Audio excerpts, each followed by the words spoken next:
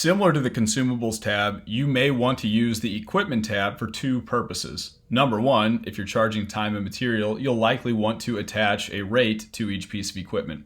If you're not charging time and material, you still may just want to know who is in which truck while they're out working. So what we can do to add in equipment is go to the plus button over here, create equipment, and then include a name. And maybe we'll do, let's see, Chevy 3500, number 32.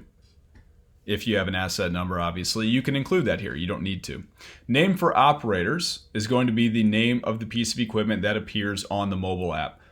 More often than not, this is going to be exactly the same as the number over here. However, maybe for the purpose of the mobile app, you want to only include the asset number. You can do that. The last thing you'll need to do now is choose an equipment category. And we'll go over equipment categories in a second. But I'll hit the drop-down menu here, and I'm going to go ahead and choose, let's see, plow truck. We'll do plow and salt truck here. And then hit save. So now you notice that I attached a category to it, and you can see categories over here in the center. You'll also see rates, and you'll probably have noticed that I did not add a rate when I added in that piece of equipment. Which, by the way, that piece of equipment is now located right here. The plow and salt truck is the category, and the client rate is 120. The subcontractor rate is 90. Again, these are both base rates. If I want to charge a different rate for a plow and salt truck to a client, I can always go to clients and change that. Same with subcontractors. If the rate for my subs is typically 90, but maybe one of them gets paid 80, maybe another gets paid 100 per hour, I can change that sub to sub. Now, category rates up here in the right-hand corner is where you can go to change the base rate for the pieces of equipment. So I can go to category rates, and now if I need to change my rates, I certainly can.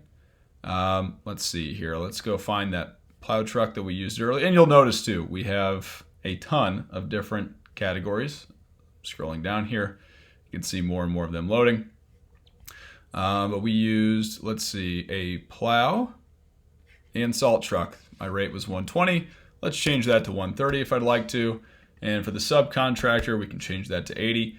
And again, you're going to notice here the display to operators.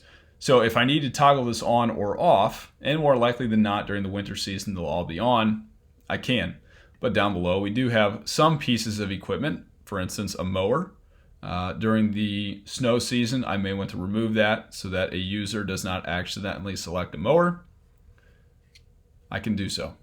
So after you've included your rates here, you can just hit the save button, and at that point your equipment is going to have been added in the equipment category with the proper rate. And again, if you need to change the rate client to client or sub to sub, you certainly can. These are just your default rates here. If you have any questions at all, please reach out to onboarding@yetisnow.com.